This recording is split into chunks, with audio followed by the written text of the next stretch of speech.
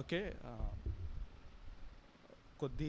ఒక చిన్న పాయింట్స్ మనం చదువుకొని మనం ముందుకెళ్ళిపోదాం. యేసు ప్రభు వారు ఈ యొక్క లోకంలో ఉన్నప్పుడు ఎన్నో చాలా విలువైన మాటలు, చాలా గొప్ప మాటలు ఆయన చెప్పారు. యూజువల్గా ఒక మనిషి జీవితంలో వారి యొక్క ఆఖరి సమయం అంటే చనిపోయే ముందు వాళ్ళు మాట్లాడే మాటలు ఎంతో విలువగా మనం తీసుకుంటాము. అతను అంటే చెడ్డ వ్యక్తి అన్నా మంచి వ్యక్తి అన్నా సహజంగా last words are considered as very value, చాలా వాల్యూగా మనం తీసుకుంటాము, వాల్యుబుల్గా తీసుకుంటాము. ఆయన యేసు ప్రభు వారి యొక్క లోకంలో ఎన్నో చాలా విలువైన మాటలు, గొప్ప మాటలు, ఎన్నో అద్భుతమైన మాటలు మాట్లాడారు. కొన్ని వీక్స్ బ్యాక్ శామన్న ద్వారా మనం ఒక మంచి మాట మనం చూడగలం. ఆయన రిమెంబర్ మీ, నన్ను జ్ఞాపకం చేసుకునుడి అనే మాట గురించి మనం విన్నాము. సో దాన్ని బట్టే మనం ముందుకెళ్తాము. చాలా గొప్పదైన మాట, రిమెంబర్ మీ, నన్ను జ్ఞాపకం చేసుకునుడి. సహజంగా ఎంతోమంది గొప్ప వ్యక్తులను మనం యొక్క చరిత్రలో చూసుకుంటే ఎన్నో విషయాలు వారి గురించి చెప్తారు, కానీ నన్ను జ్ఞాపకం చేసుకోండి లేదా నన్ను గుర్తు చేసుకోండి అని ఎవరు చెప్పరు. బట్ యేసు ప్రభు వారు ఈ యొక్క లోకంలో ఉన్నప్పుడు నన్ను జ్ఞాపకం చేసుకోండి అనే మాటతో ఈ యొక్క మనిషి చరిత్రని లేదా ఏదైతే మనకి కనిపించని ఒక స్పిరిచువల్ వరల్డ్ని ఎలా అయితే ఆయన సృష్టించారో మనం చూడగలుగుతున్నాం. ఒక కొటేషన్తో నేను స్టార్ట్ చేస్తాను. ఇది ఇంగ్లీష్లో ఉంటుంది. Grace is when God give us what we don't deserve, mercy is when God doesn't give what we do deserve. కృపా కనికరం అనే యొక్క రెండు పదాల మీద మన జీవితం ఎంతవరకు నడుస్తుంది. గతంలో మన చేసిన అతిక్రమాలకు కానీ అవిధేయతకు కానీ దాన్ని అంతటినీ తీసివేయటానికి ఆయన కనికరము, ప్రస్తుత జీవితాన్ని మనం నడిపించడానికి ఆయన కృప, ఈ యొక్క రెండు విషయాలు మన జీవితంలో ఎంత చాలా వైటల్ రోల్ ప్లే చేస్తుందో మనం చూడగలుగుతున్నాం. కృపా కనికరం అనే పదాలు ఎంత చాలా గొప్పదైన విషయాలు, చాలా వాడవలసిన విషయాలు మన ప్రేయర్స్లో కూడా. ఓకే, వాక్య భాగానికి వెళ్తాము.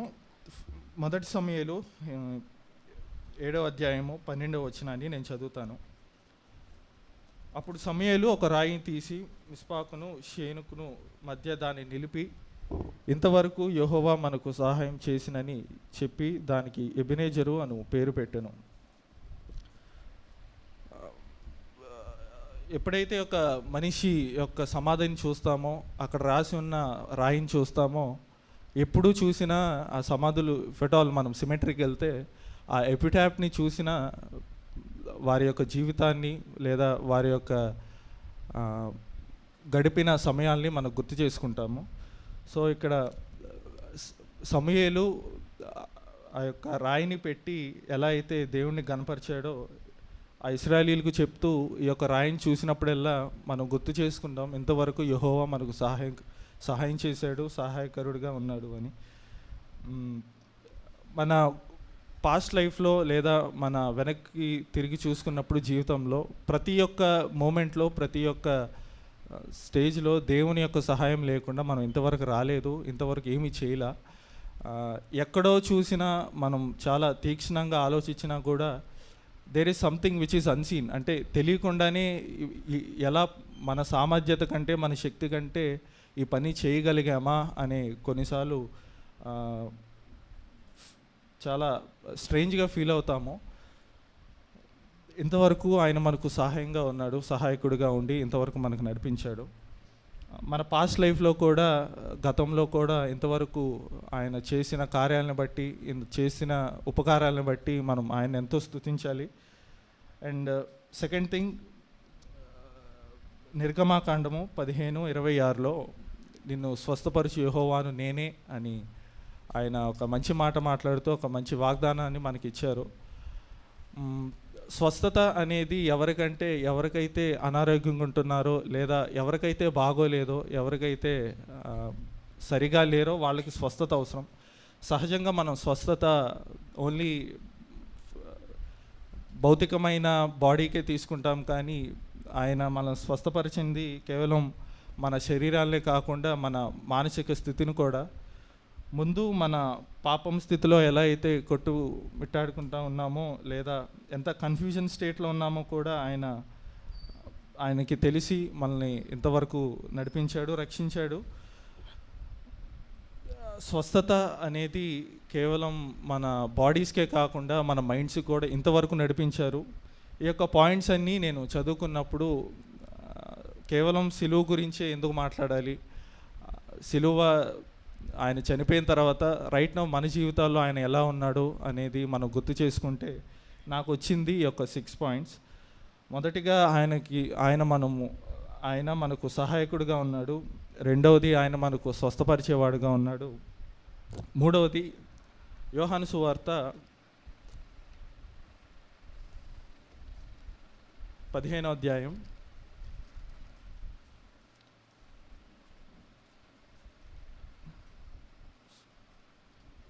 15వ వచనాన్ని మనం చదువుకుందాము.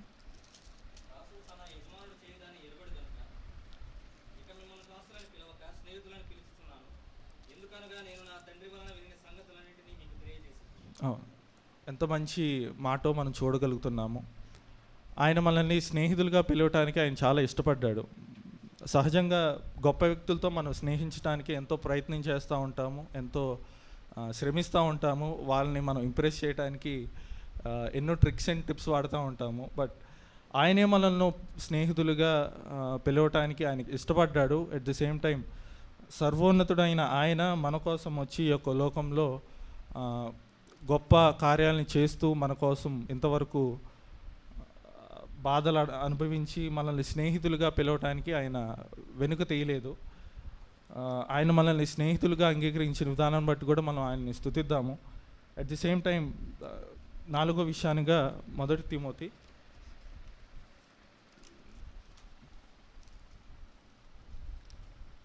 3వ అధ్యాయం 16వ వచనాన్ని మనం చదువుకుందాం. 1 తిమోతి చాప్టర్ 3 వర్స్ 16. నిరాక్షేపముగా దైవభక్తిని గూర్చిన మర్మము గొప్పదై ఉన్నది. ఆయన సశరీరుడిగా ప్రత్యక్షుడాయను, ఆత్మ విషయమున నీతిపరుడని తీర్పు నొందెను, దేవదూతలకు కనబడెను, రక్షకుడని జనములలో ప్రకటింపబడెను, లోకమందు నమ్మబడెను, ఆరోహణుడై తేజోమయుడాయను అని మనం చూడగలుగుతున్నాము.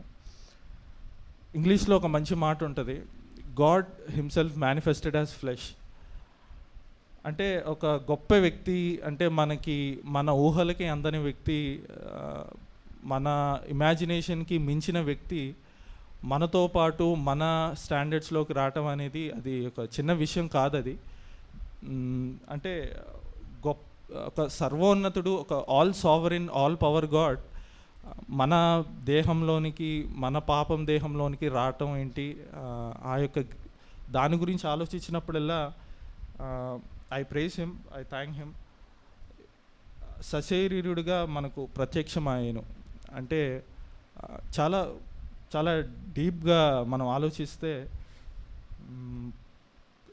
It's not a normal thing. అది చాలా చిన్న విషయం అయితే కాదు. ఒక గొప్ప దేవుడు, ఒక ఆత్మైన దేవుడు శరీరాన్ని ధరించుకొని ఒక లోకాన్ని రావటానికి అండ్ వచ్చిన దేవుడు మన కోసం ఎన్నో చేశాడు, ఎన్నో అద్భుతాలు, ఎన్నో మన కోసం ఆయన అవరోధాలు తీసుకున్నాడు, ఎన్నో అతిక్రమాలు ఆయన మీద ఊరికే వేశారు. కేవలం ఇదంతా మనం ఆలోచించినప్పుడు కేవలం మన కోసమే చేశారు. 5వదిగా చూసుకున్నట్లయితే హెబ్రీయులకు రాసిన పత్రిక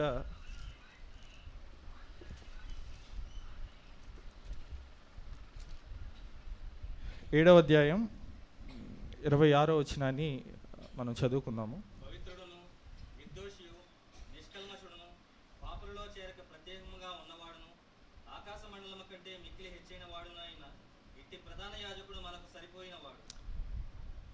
ఆయన ఈ యొక్క శరీరాన్ని ధరించడం కాకుండా ఆ శరీరం ఎలాంటిదంటే పవిత్రుడు, అది నిర్దోషంగా ఉంది, అది నిష్కల్మషంగా ఉంది. పాపుల్లో చేరగా ప్రత్యేకంగా ఉన్నవాడు, ఇట్టివాడు మనకు సరిపోయినవాడు. He's able, he's all mighty.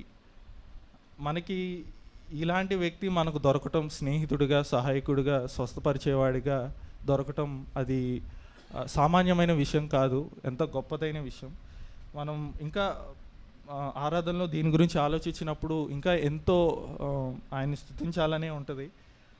He's able, అంటే ఇట్టివాడు మనకు సరిపోయినవాడు. అంటే మన పాపాన్ని బట్టి మన పర్సనల్ ట్రాన్స్గ్రెషన్స్ని తీసివేయటానికి, కవర్ చేయటానికి ఆయన ఎలాంటి వాడు కావాలో ఆయన ఇక్కడ మనం చూస్తున్నాము. ఆయన ఎంత పవిత్రత ఉందో, ఎంత నిర్దోషంగా ఉన్నాడో, నిష్కల్మషంగా ఉన్నాడో, పాపుల్లో చేరక ఎలా మంచి పరిశుద్ధుడిగా ఉన్నాడో మనం చూడగలుగుతున్నాం.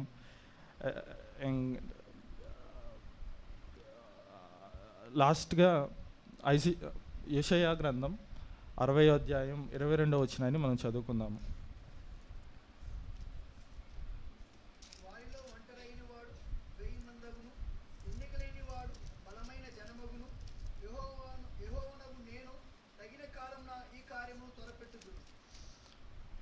ఇక్కడ చెప్పిన వాక్యం సహజంగా ఇది ఇశ్రాయేలీలకు చెందినది, కానీ మనం సరిగా ఆలోచించుకుంటే ఇక్కడున్న మనం ప్రతి ఒక్కరం, every individual before Christ we are strangers. మనం క్రీస్తుని నమ్మక ముందు మీరెవరో నేనెవరో మనం ఎవరికీ తెలియదు.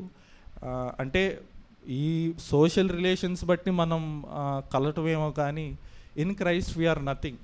In Christ we are strangers. క్రీస్తులో వితౌట్ క్రీస్తు లేకపోతే మనం ఒక స్ట్రేంజర్స్గానే ఉంటాము.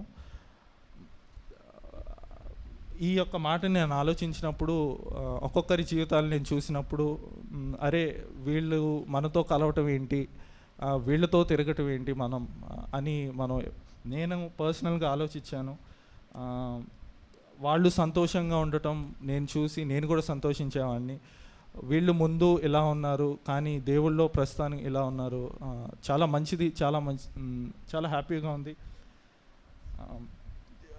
అంటే మనల్ని దేవుడు ఎలా కలిపాడంటే, ఒక్కొక్క ఈ వరల్డ్ అనే ట్రాష్లో ఒక్కొక్కరిని పిక్ చేసుకుంటూ ఒక వాల్యుబుల్ స్టేట్లో మనల్ని పెట్టాడు. అదేవిధంగా మనం ఆయన్ని స్తుతించాలి, ఆరాధించాలి.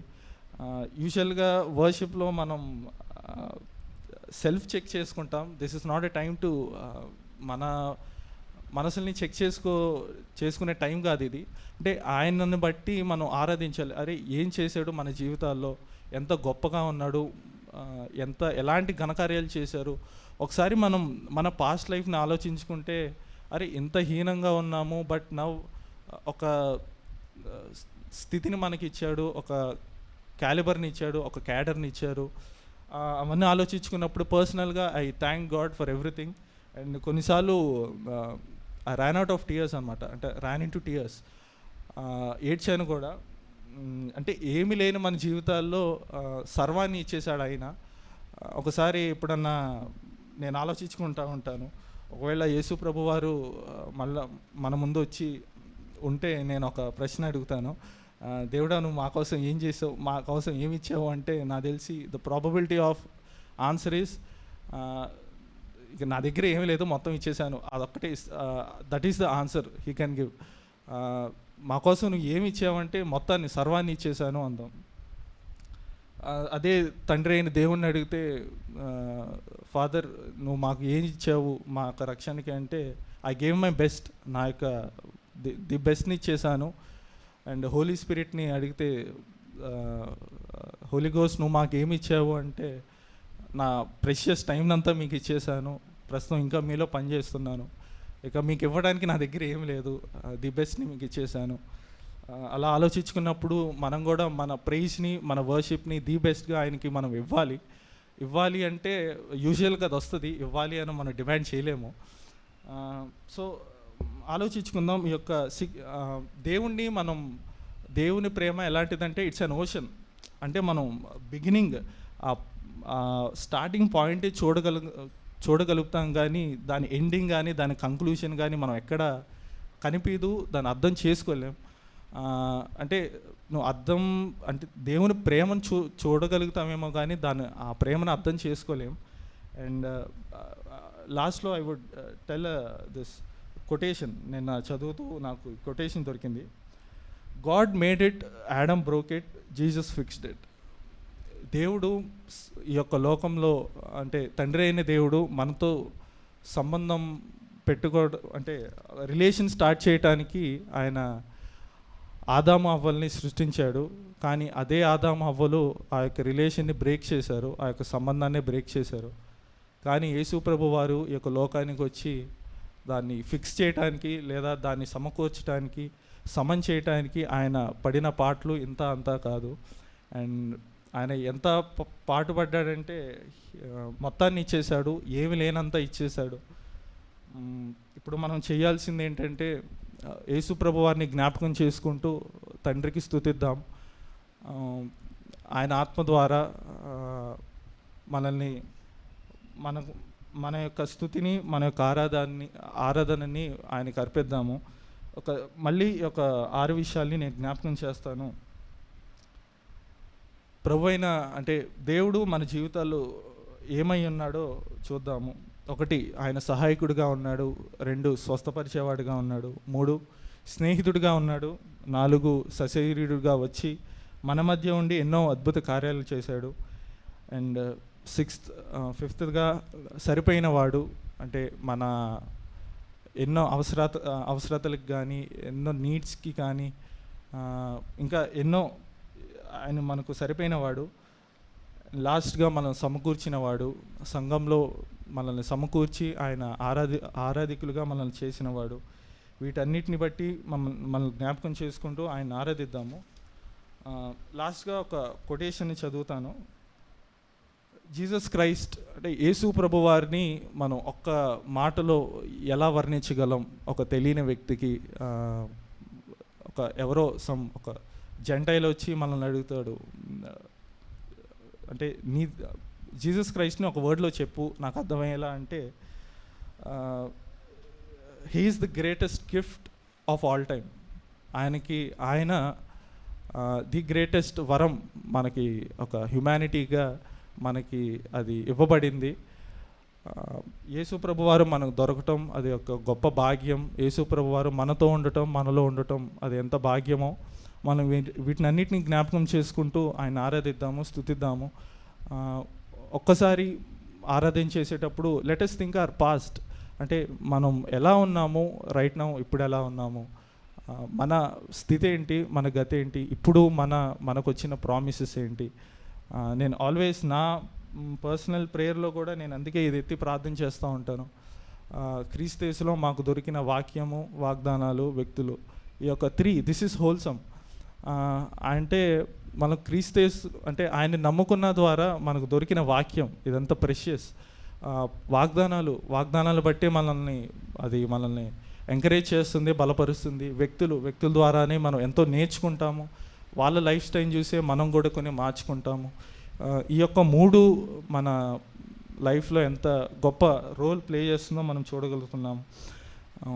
ఆయన సహాయకుడిగా ఉన్నాడు, స్వస్థపరిచేవాడుగా ఉన్నాడు, అట్లనే కాకుండా సరిపోయిన వాడుగా ఉన్నాడు, స్నేహితుడిగా ఉన్నాడు, సమకూర్చేవాడుగా ఉన్నాడు. సమకూర్చడం అంటే నాట్ ఓన్లీ స్పిరిచువల్ థింగ్స్, ఫిజికల్గా కూడా మనల్ని ఎంతో సమకూరుస్తున్నాడు. కావలసిన వాటిని కూడా మనకు అనుగ్రహిస్తున్నాడు. అట్లనే ఆదాము అవ్వ ఏదైతే ఆ యొక్క సంబంధం పోగొట్టుకున్నారో తిరిగి అది మనల్ని కలపడానికి ప్రభువారు యొక్క లోకానికి వచ్చారు. యేసు ప్రభువారు యొక్క లోకంకి వచ్చి దాన్ని ఫిక్స్ చేసి మరలా మన కోసం వస్తారని నమ్ముతూ ఆ యొక్క నిరీక్షణతో మనం ముందుకెళ్దాం, ఆరాధనలో కొనసాగుదాం. Thank you.